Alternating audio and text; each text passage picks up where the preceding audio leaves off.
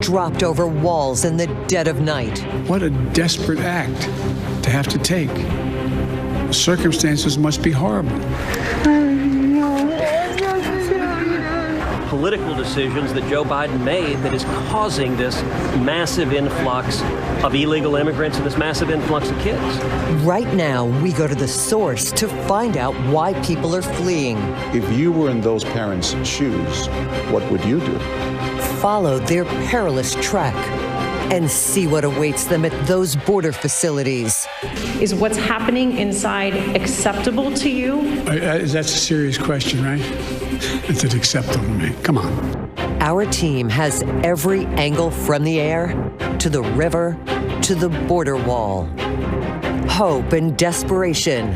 Here now from Texas, John Quinones. Good evening from downtown Dallas, where tonight we take a closer look at the immigration debate now troubling the nation. And it's in this city where more than 1,000 unaccompanied minors, young male migrants from ages 15 to 17, will sleep tonight inside the Kay Bailey Hutchinson Convention Center as the nation's leaders search for a solution that is both humane and protects our borders. The images from this crisis in the past few months have been searing. Detention centers like this one in Donna, Texas, shoulder to shoulder in this pandemic. More than 19,000 migrant children are now reportedly in U.S. custody. The human traffickers, known as coyotes for hire, preying on desperation, seen in this shocking video dropping 2 children, just 3 and 5 years old, from a 14-foot section of border wall in New Mexico. And the perilous journey north, a life or death trek away from home and family into uncertainty. Why are so many deciding now is the moment? And in Washington, the Biden administration under deep scrutiny, facing criticism from the right and on the left. Did the president's own words fuel this emergency? And what is his next step? Tonight, we hear the stories of those children and their parents and the authorities who took an oath to protect the border. We begin with Chief White House correspondent Cecilia Vega, who recently toured the border. In the pitch dark on this dusty road along the U.S.-Mexico border, it is another busy night. Authorities overwhelmed. They say they've never seen anything like it. Families and children. Many traveling all alone. They are in search of one thing, asylum, like 15-year-old Jeffrey. We met him just moments after he crossed the Rio Grande. It's taken him more than 2 months to get here from Honduras.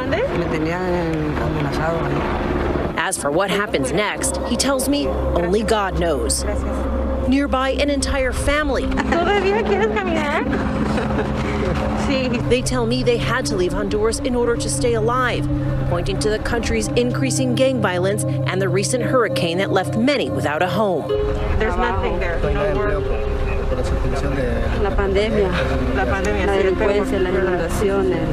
Just minutes later, right up the road, another group, this one even bigger.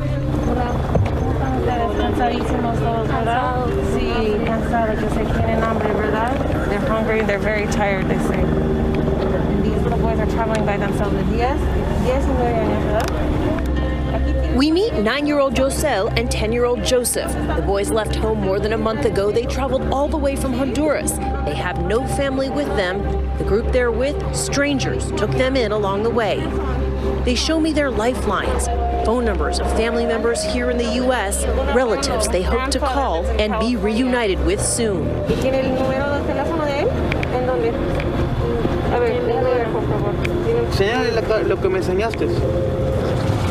He's going to show me a phone number. The numbers on that hat still there. Este es el número de tu abuelo, ¿verdad? This is his grandfather's phone number. Se llama Marco. Sí.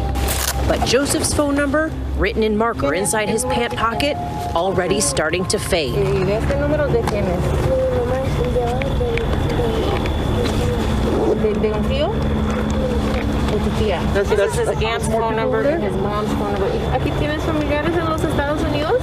Sí. Next to them, two brothers, 20 and 13. I ask why they've decided to come now, and their answer strikes at the very heart of this disaster, threatening to derail President Biden's young and very carefully planned agenda. ¿Piensa que sería más fácil cruzar ahorita con el nuevo presidente que el presidente Trump o no? Posiblemente. Posiblemente. ¿Qué saben de este? Pues se han escuchado rumores de que ayuda a los migrantes. More than 172,000 people were detained across the U.S. southern border last month, and right now there are more than 20,000 unaccompanied minors in custody. But the Biden administration still refuses to call it a crisis. Children presenting at our border who are fleeing violence, who are fleeing prosecution, who are fleeing terrible situations is not a crisis. After mounting pressure, the administration finally allowed journalists limited access into facilities along the border. First, one camera was let inside this facility in Carrizo Springs, Texas. The journalist was told not to speak with any of the teen boys detained there. But this facility has never reached its capacity. A stark contrast to the overcrowded tent-like facilities like this one in Donna, Texas. There are only supposed to be 250 people here in this entire facility, but there were more than 4,100 when this camera was allowed in, 3,400 of them children. What is your reaction to these images that have come out from that particular facility? Is what's happening inside acceptable to you, and when is this going to be fixed? That's a serious question, right? Is it acceptable to me? Come on.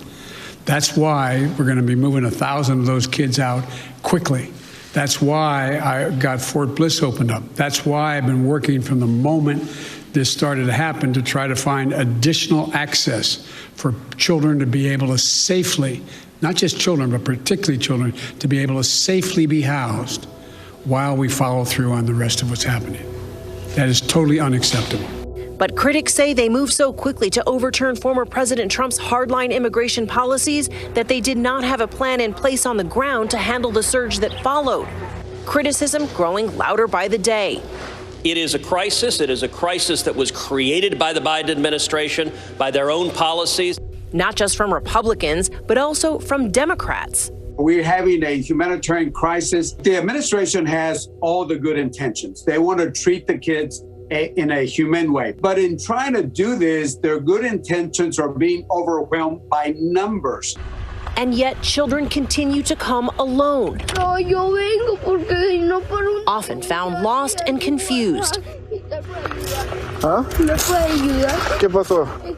Like this 10-year-old Nicaraguan boy without his parents, left behind by the group he crossed with, a Border Patrol agent recording the video.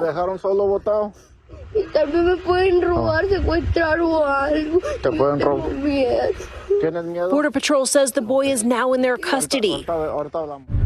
And still, more families are coming.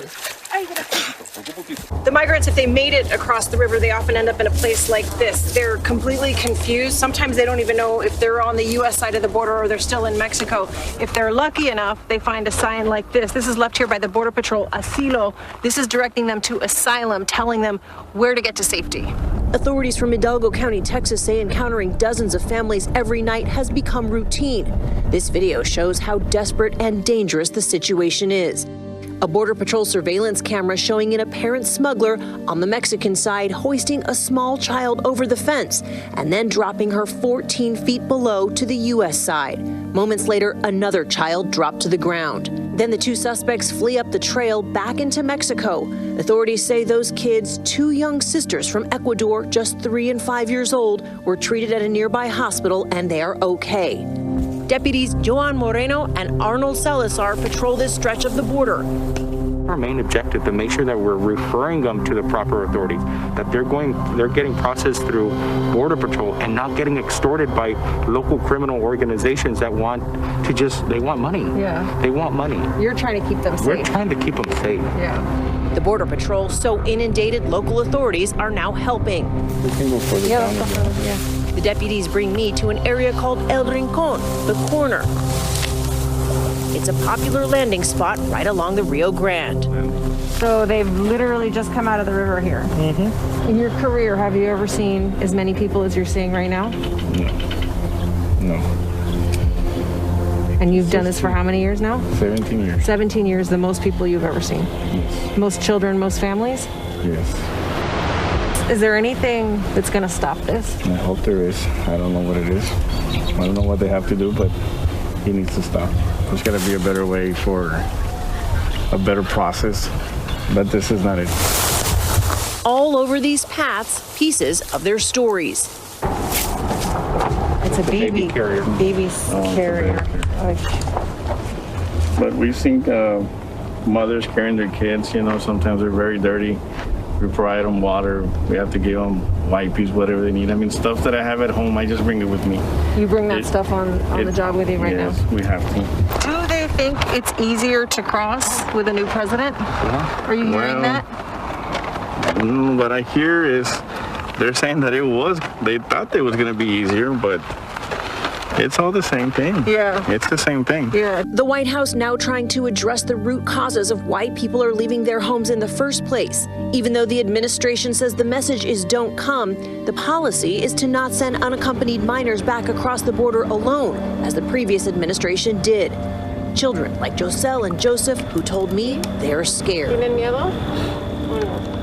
I met 9-year-old Joselle, who walked here from Honduras by himself, along with another little boy. He had that phone number on him, and we were able to call his family. His mother says that she sent her son to this country because she believes that you are not deporting unaccompanied minors like her son. Is your messaging in saying that these children are and will be allowed to stay in this country and work their way through this process, encouraging families like Joselle's to come?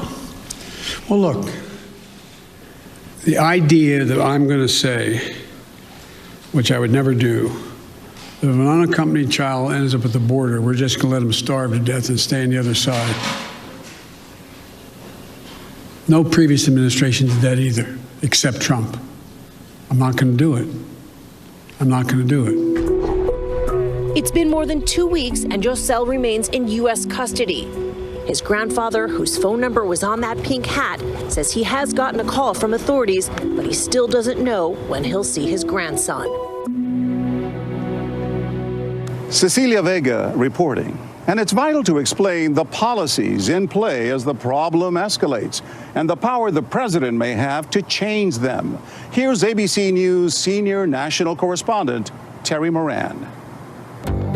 For months and even years, tens of thousands of asylum seekers have clustered in camps here along America's southern border.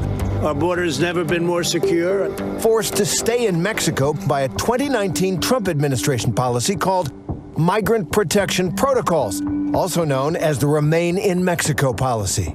Under the policy, asylum seekers are required to, quote, wait outside of the U.S. for the duration of their immigration proceedings. Using our emergency public health authorities, we prevented a coronavirus catastrophe on the southern border. In March 2020, the Trump administration ordered the CDC to enforce a controversial policy, Title 42 it's called, a provision in the 1944 Public Health Service Act, using it to suspend immigration, citing, quote, a serious danger of the further introduction of COVID-19 into the United States.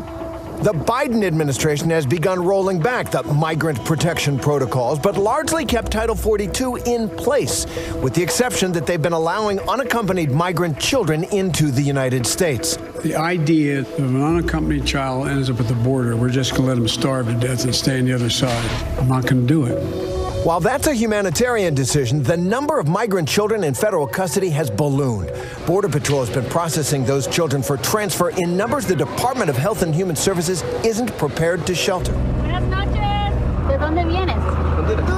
A 1997 court settlement called the FLORES Settlement Agreement orders basic protection of detained migrant children, processing them quickly with dignity and respect, detained in the least restrictive setting, and moving them to shelters within 72 hours, then releasing them to a family member or sponsor in the United States without unnecessary delay, now a maximum of 20 days. When we come back, why now? Our team is on the ground in Guatemala, where one single mother has made her decision. Why she will pay what little money she has to a coyote and leave her children behind.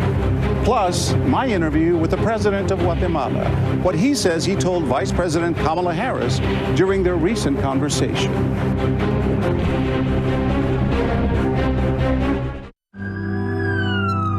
We will guide you through it all tonight. We have made it through another week together. Big hug, Richard. We tell all our patients how much they are loved. We hold their hands. David, we're showing our love and support for all the ICU staff. They're the heroes in this.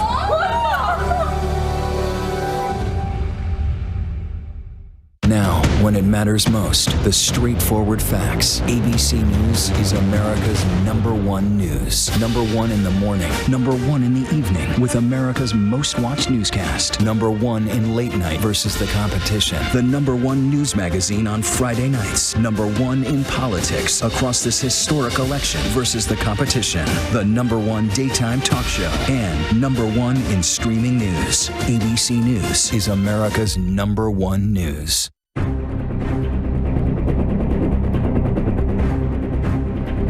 Welcome back. We focus our lens now on the forces driving this surge of migrants in search of opportunity, poverty, violence, and for some, a new belief that the Biden White House may mean a clearer path toward asylum.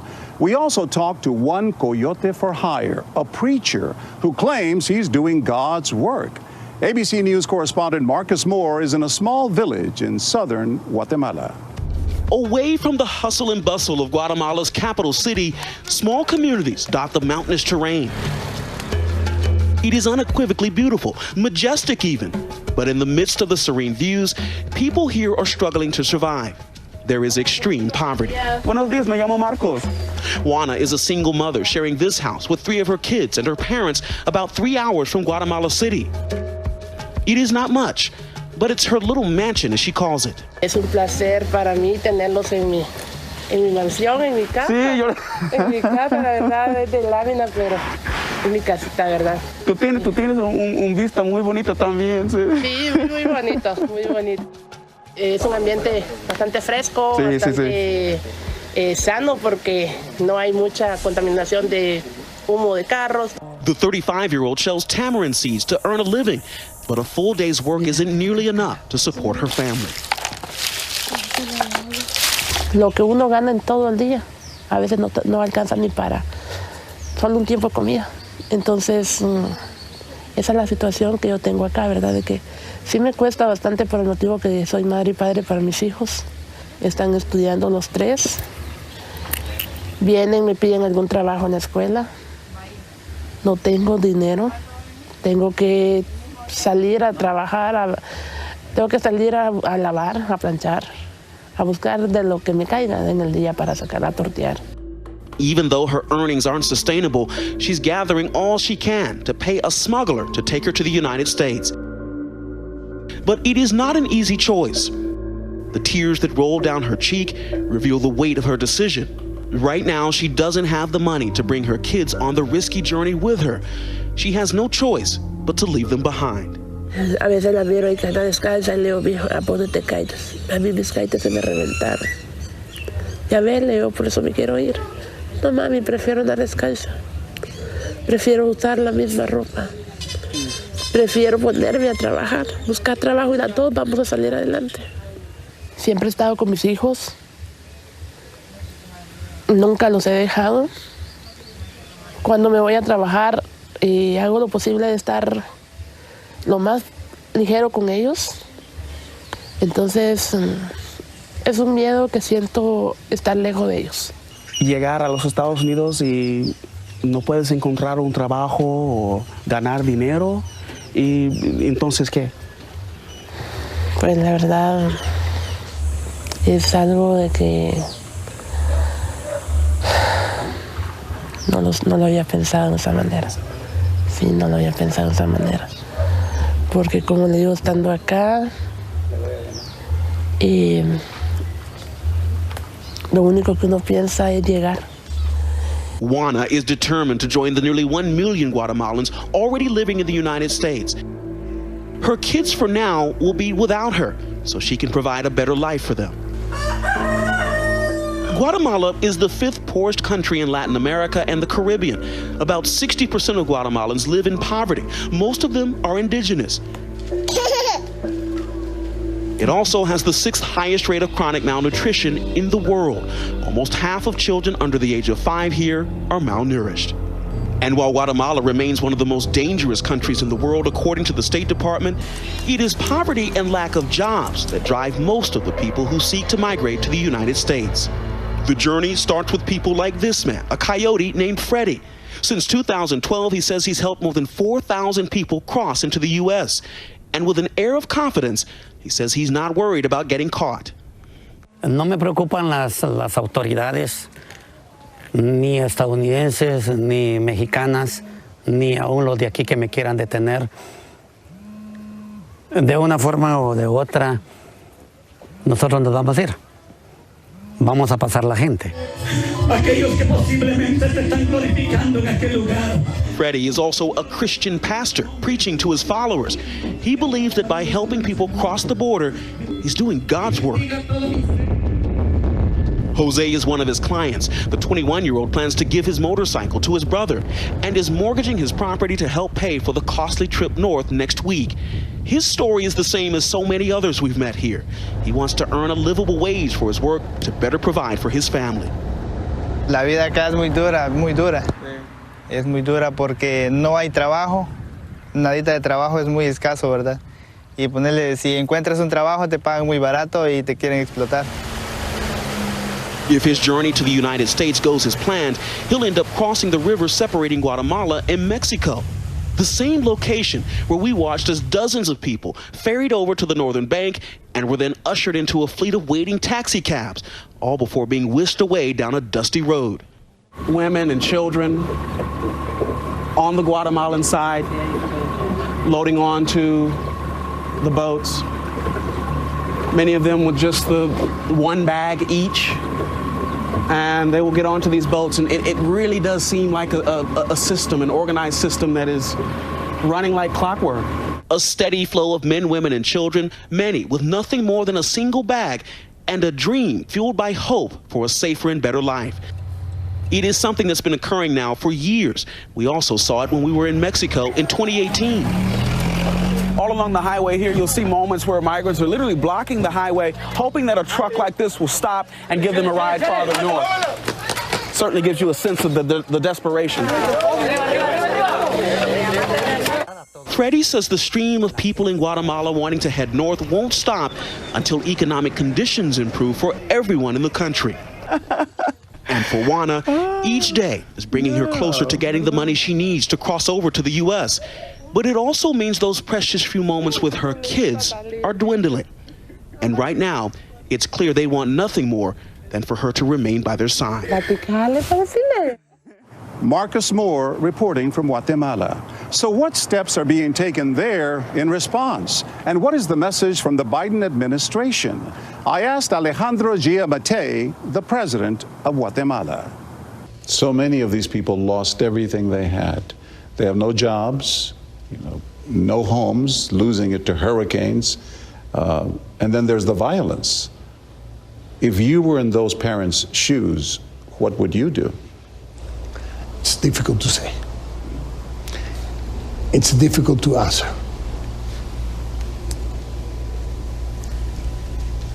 But they lose something more important.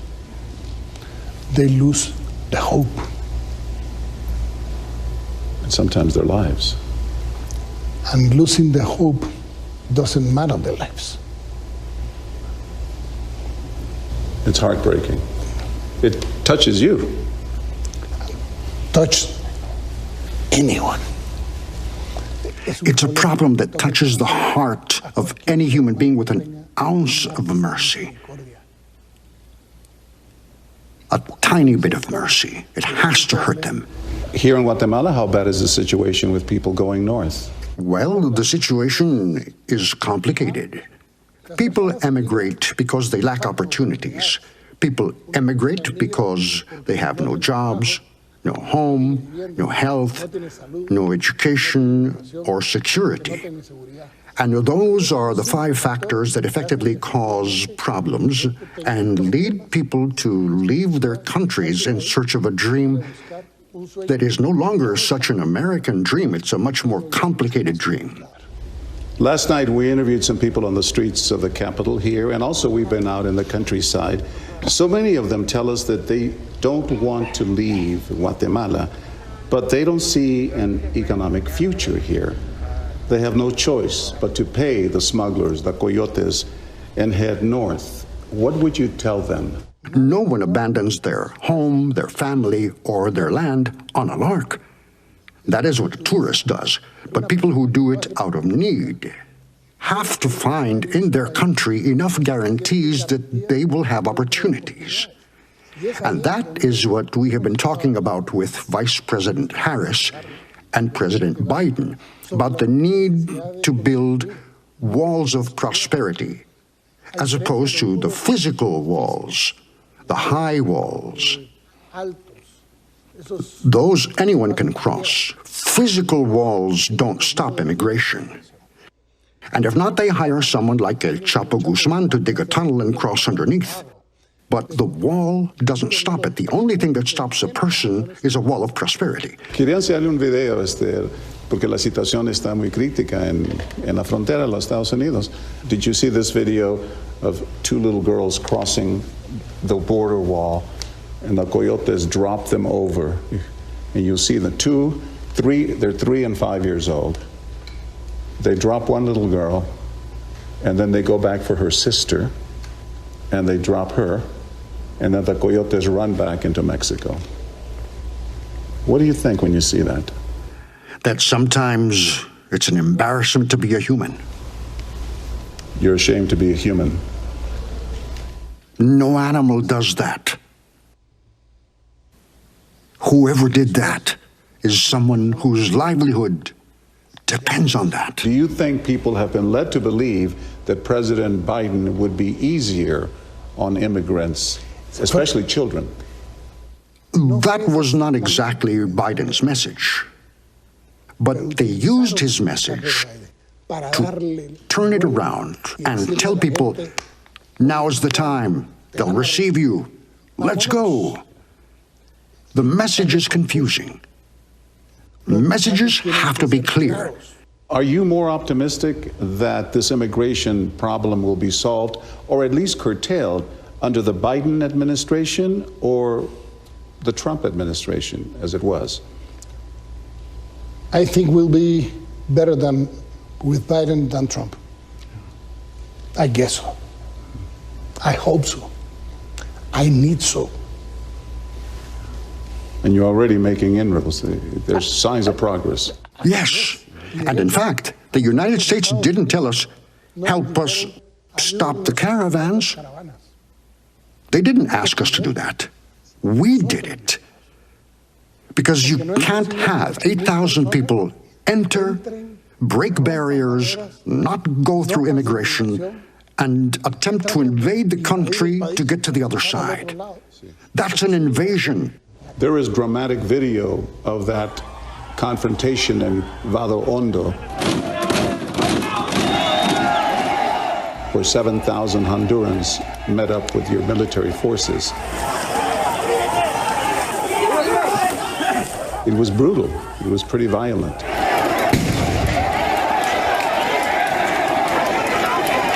Can that happen again? Well, we were shot at. Our forces did not fire. We had stones thrown at us. Our forces used their shields to protect themselves from the stones. They started to realize little by little that they wouldn't cross. We have the right to ensure respect for our sovereignty as a country. It's exactly the same thing if I were to enter the United States illegally. Because humans have to understand that there are laws that need to be respected. And what we're asking is for Guatemalan laws to be respected. I understand that the proposal between the U.S. and Guatemala, proposed by Vice President Harris, would also help create jobs here in Guatemala, improve living conditions here, promote transparency in your government, and that the U.S. would do whatever it can to fight crime here. Are those the details you're mentioning? No, we mentioned many issues. We mentioned, for example, the issue of corruption. Let's go back to the cause, not to the effect. One of the main causes of corruption in Guatemala is called drug trafficking. That generates corruption at all levels. You mentioned drug corruption, but Mr. President, Guatemala has been rated as the government of this country as one of the most corrupt governments in the entire world. How can the United States be assured that any funding that it gives to Guatemala will go to where it's supposed to go, toward jobs and security, and that this will stop the people from making dangerous journeys? I'll correct you in one thing. First of all, I've been here 14 months. Not a single accusation of corruption has been lodged against me or against any of my ministers, not a single one. Of course, you can tell me that there have been corrupt governments. Well, of course, yes, I won't deny that. But you can't say that this government, which has faced the pandemic, I only served 49 days in office with no pandemic, that we have devoted ourselves to corruption. What corruption? We haven't been accused of corruption because we need the United States to open its doors. We need the United States to see us as their front yard, as their partner, more than an ally, to be partners, because we are partners in the same problems. They don't want illegal people over there, and I don't want them to leave. So we have a common problem. Let's solve it together. And the way to solve it together is like we discussed with Vice President Harris, whom I invited to come to Guatemala in the next few weeks, so that we can define what is already being done. Immigration is not a crime. No, it is not a crime. The right to leave one place and go to another is not a crime. What is a crime is that we, the governments, have not done enough to keep people from needing to leave. That is the crime. So what do you tell those people that I met on the streets about whether they should go or not, who are desperate to go? Tell them to have faith, to have trust. And so I would tell people to have faith. We know that we're going through difficult moments. The whole world, not just the country, the world.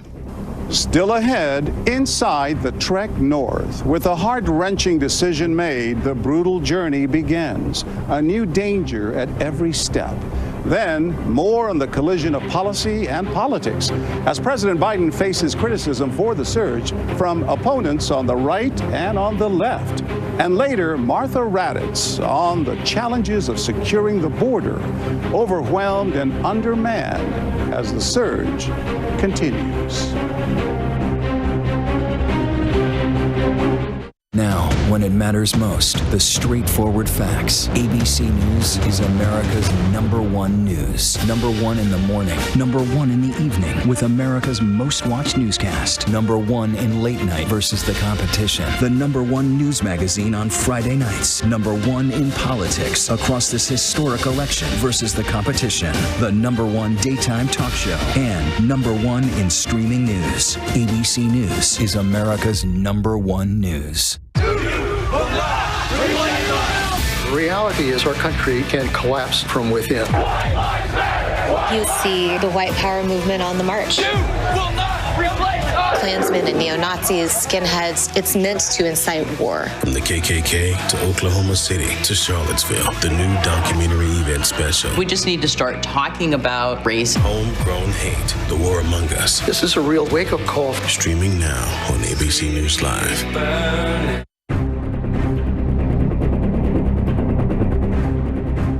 Next tonight, with a decision made, the first steps north. But what these migrants of all ages can expect is anything but certain, from robbery or arrest to worse. Here's ABC News national correspondent Matt Gutman.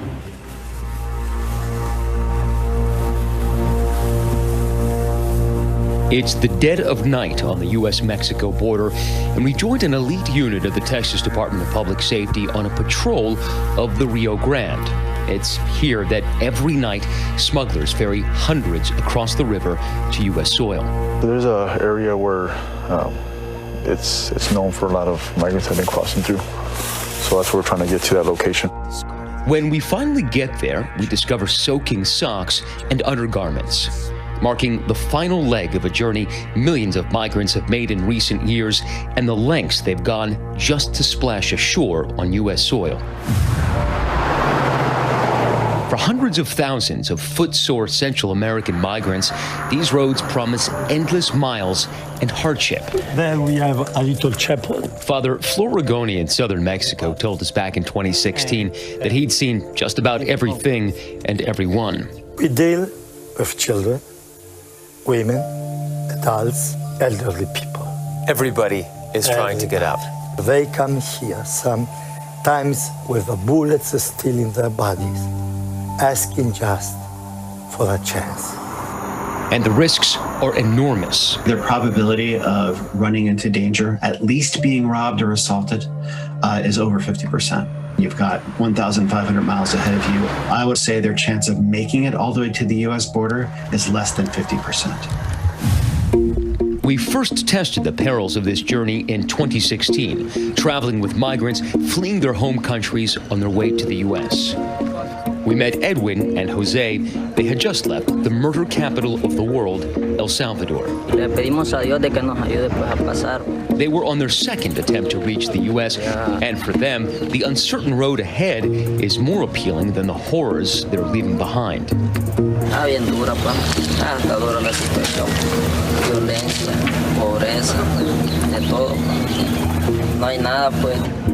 Jose wears his reasons for flight on his back and arms. He shows us the nickel-sized scars that he says are from a shotgun blast.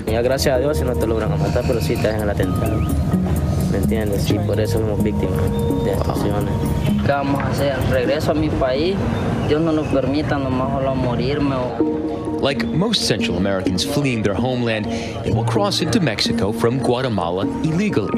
No passports among the treasured belongings in those tiny backpacks.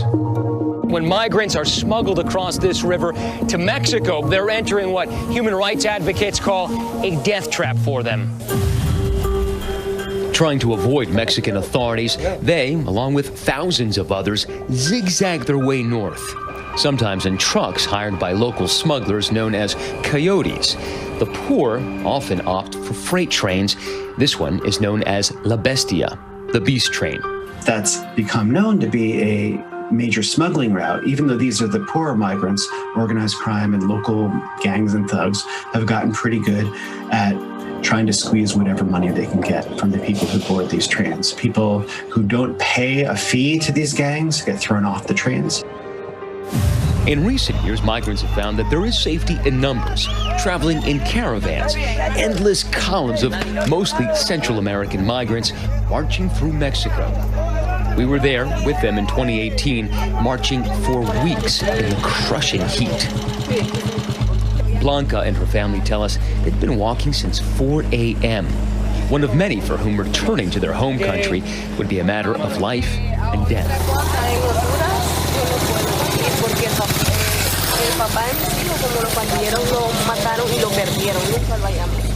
Después de eso me amenazaron que me saliera de mi casa y que si yo lo denunciaba, más nunca iba a volver.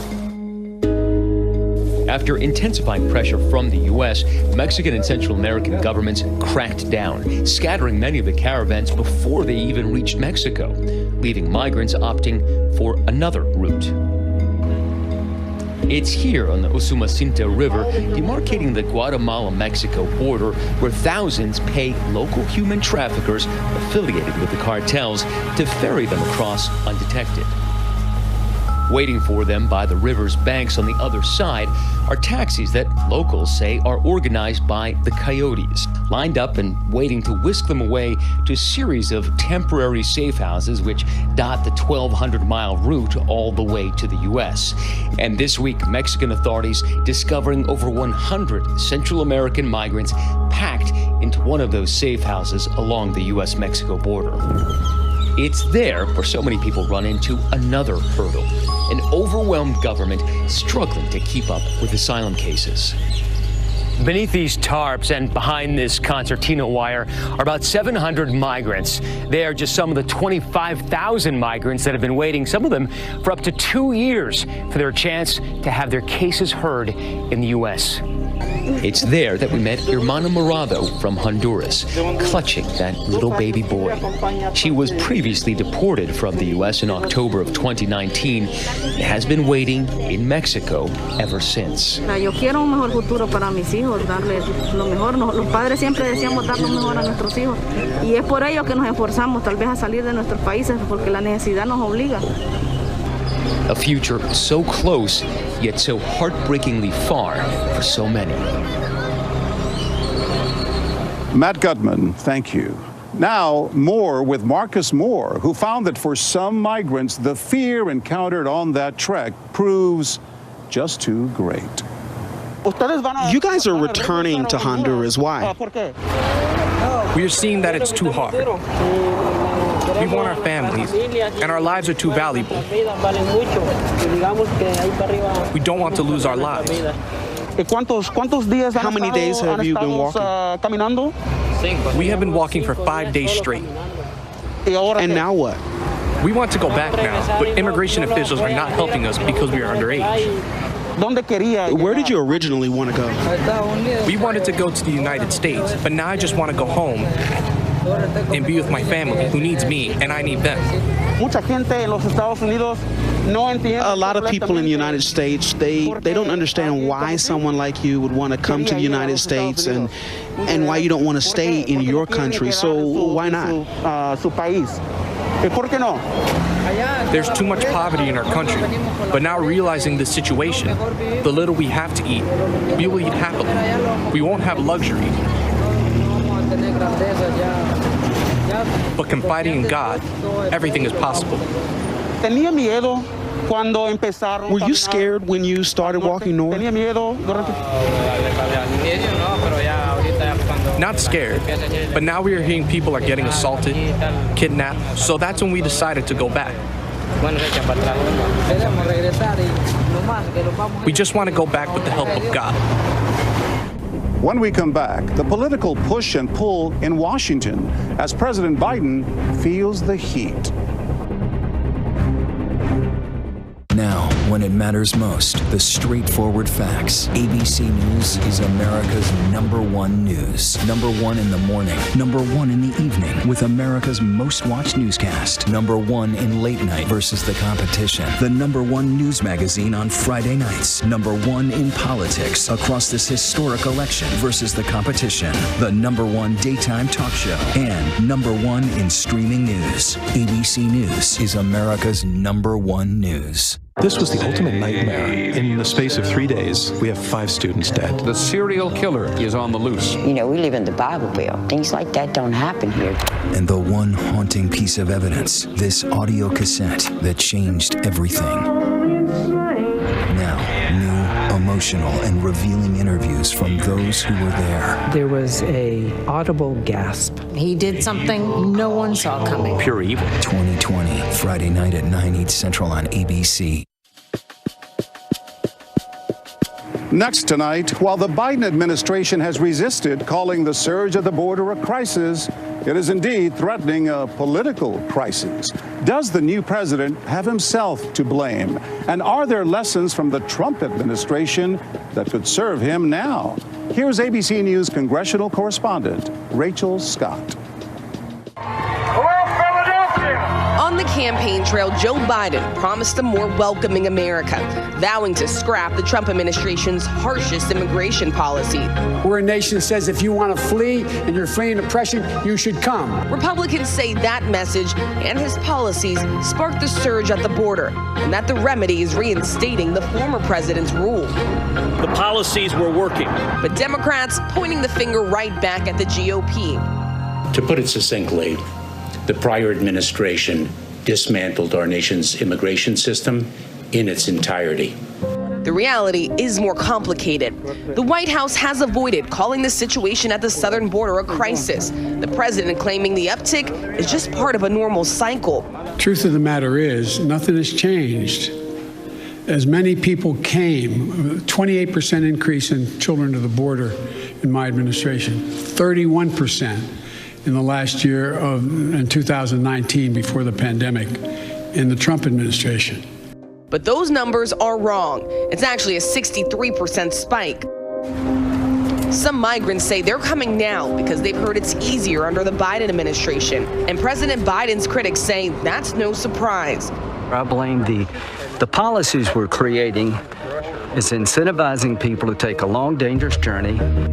Through executive order, Biden has halted construction of the border wall, curbed deportations, revoked measures meant to punish so-called sanctuary cities, rolled back the Trump administration's Remain in Mexico policy, which forced asylum seekers to wait, often in camps like this one, for a U.S. judge to hear their case, which could take months or even years. The Biden administration does admit that these changes have given many hope. I certainly think that the idea that a more humane policy would be in place may have driven people to make that decision. But the White House notes the president is also working to find a long-term solution to this challenge that existed long before he entered office, including taking steps to restore confidence in the legal immigration system, relaunching a program to allow Central American children to apply for asylum from their home countries, and initiating new efforts to address the root causes for migration, poverty, violence, and environmental devastation. And even though the intake system is bursting at the seam with kids stuck in these severely overcrowded facilities, he says he has no choice but to take them in. The idea that I'm going to say, which I would never do, if an unaccompanied child ends up at the border, we're just going to let him starve to death and stay on the other side. No previous administration did that either, except Trump. I'm not going to do it. I'm not going to do it. Rachel Scott, thanks. Next, the men and women who patrol the southern border, what they say about resources and what they want from Washington. Friday nights, 9/8 Central. True crime, cinematic, real-life drama, stunning, the unthinkable. Follow the clues. The Hunt. True Crime 2020. Friday nights, 9/8 Central on ABC.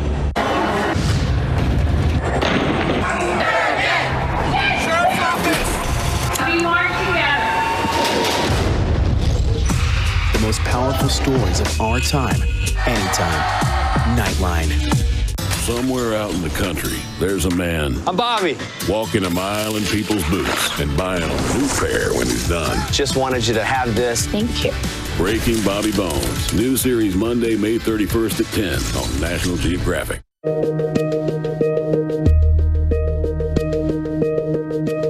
Securing the southern border was very much a centerpiece of the Trump administration. Now, border wall construction sites sit abandoned, and some fear President Biden has sent the wrong message, that the U.S. border is open for business.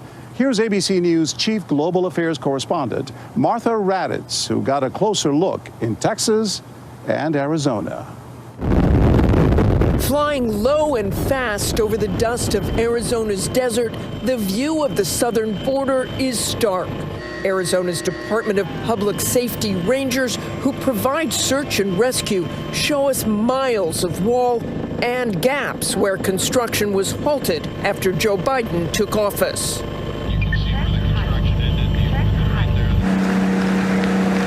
Along the border, we saw the impact of President Biden ending Donald Trump's so-called Remain in Mexico policy, requiring asylum seekers to wait in Mexico for court proceedings. Since then, many of those tent cities along the Mexican border have emptied out as people started streaming in.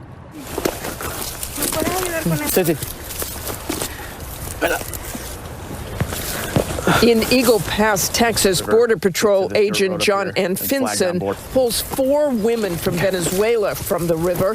He's seeing more crossings like this every single day. Now that they don't have to wait in Mexico and they're free to come here, and if they're able to months to wait for their asylum hearing in the U.S., why wouldn't they come? Of course they would come. And when the migrants do make it into the U.S., the emotion is deep. But for those charged with protecting the border, there is concern. Our agents are out here, they have a job to do. Their job is to protect this border. And when we're stuck indoors processing, the border in certain areas is wide open. We just don't have enough manpower to staff it. Those charged with protecting border towns like Val Verde, Texas Sheriff Joe Martinez, are equally stretched. By us being down here on the river as much as we are, we're basically neglecting other parts of our community to be able to serve our citizens. But our citizens at the same time are in fear of these individuals coming across the river here. So, you know, it's a double-edged sword. Law enforcement officials are still unclear about the fate of the wall and the construction sites left abandoned. There was a crew here, probably 40, 50 people working, and I hadn't seen anybody here in the last month. The subject can be heard in a verbal about 3 houses east of that location. We're losing all our resources. And why? Look at the checkpoints. They're down because they've been diverted to other assignments. They become child care and processing instead of securing the border. In Arizona, Sheriff Mark Daniels drove us through Cochise County, the second busiest sector for border crossings behind the Rio Grande Valley. Federal government deals national security. That's their deal. That's their border.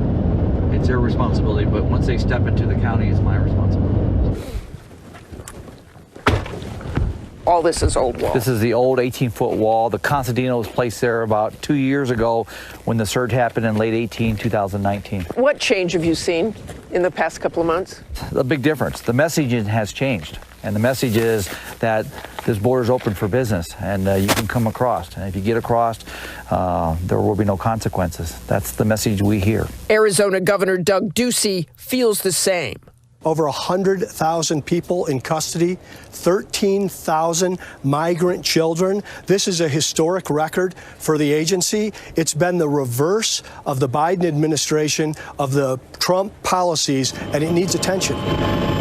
We flew alongside the governor as he took an aerial tour of the border to see the situation for himself. And what is it exactly? Is it the remain in Mexico? What's made the huge difference? Or is it, as your sheriff says, it's the messaging? Well, it's a combination of things. Of course, the migrant protection protocols was a good policy, and it was working. It disincentivized people from taking this dangerous trip. When you look at some of the statistics about what was happening on the other side with migrants waiting to come over, there's stories of violence, of rape.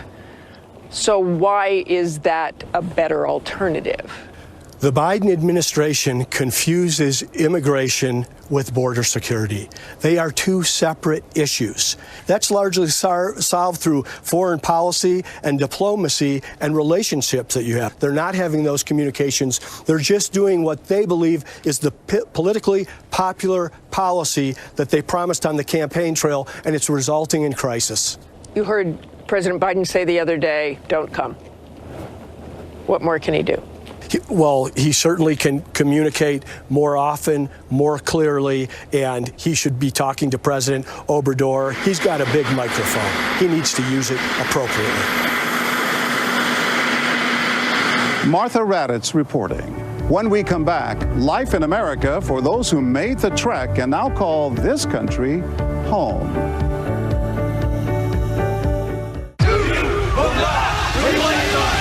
The reality is our country can collapse from within. You see the white power movement on the march. Klansmen and neo-Nazis, skinheads, it's meant to incite war. From the KKK to Oklahoma City to Charlottesville, the new documentary event special. We just need to start talking about race. Homegrown hate, the war among us. This is a real wake-up call. Streaming now on ABC News Live. Finally tonight, while fear and frustration so often define this emergency, there are also stories of hope and humanity. Here's Nightline anchor Juju Chang. For the past year and a half, Melissa and her husband Armando say they can't help but bask in the simple pleasures of their new home. Clima, estilo de vida, la comida. The family of 4 now live in Ohio, a place they say has taught them to dream like they never could back in Honduras. Aquí en Estados Unidos la vida es mejor que en mi país porque allá no hay condiciones para vivir las personas dignamente. The family, who asked that we not use their real names, say they're still far from feeling at home.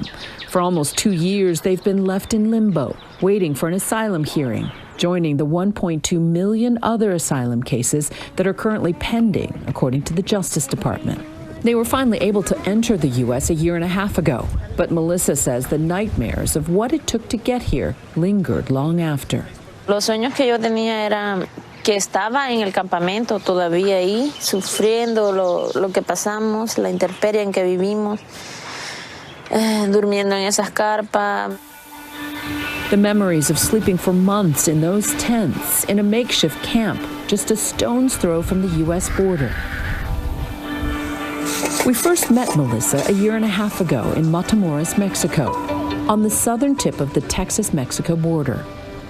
She was 5 months pregnant and had already spent 3 months in those squalid conditions. Y bueno, estar durmiendo en el suelo es muy pésimo. La espalda me duele mucho. Y a veces me dan unos fríos y mi bebé se mueve mucho y mi panza luego está bien fría. Melissa was one of 18 pregnant women named in a complaint filed by the ACLU against the Department of Homeland Security and its policy of forcing asylum seekers to remain in Mexico.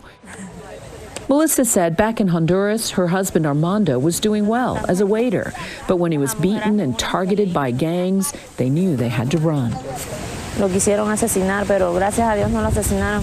Pero sí le robaron su motocicleta y su teléfono celular y su dinero. Your lives were threatened. Sí.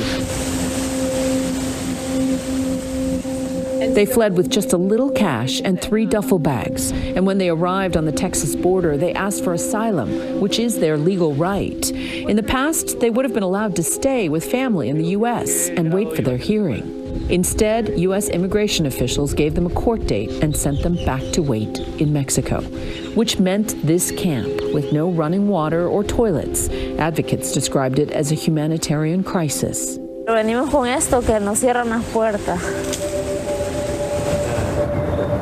The family caught in a long, historic struggle that the U.S. has had over welcoming refugees and enforcing security at the southern border. The biggest loophole drawing illegal aliens to our borders is the use of fraudulent or meritless asylum claims to gain entry into our great country.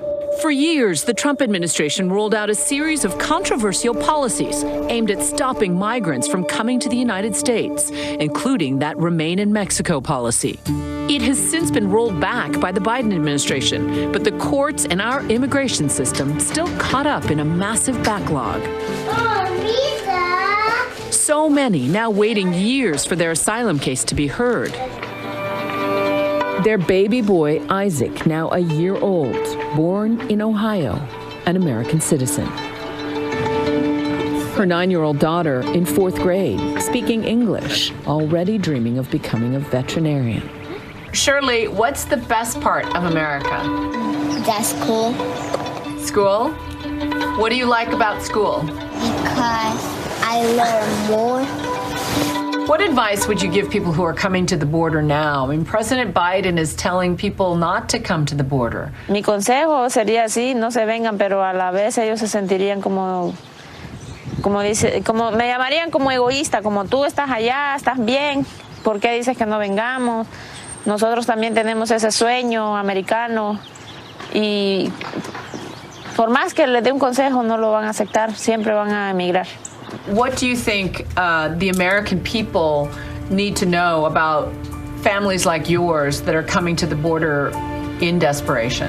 Para empezar, todos somos seres humanos y necesitamos tener una mejor calidad de vida. Y pues que lo único que yo pido es que nos abran las puertas y que entiendan que somos personas humildes y trabajadoras que queremos un mejor bienestar, ya que en nuestro país no lo podemos obtener ese bienestar. Juju Chang reporting. We know how heated this debate remains, and we know something must change. Thank you for watching. I'm John Quinones. For all of us at ABC News, good night. This is an ABC News Live special. Border emergency. And on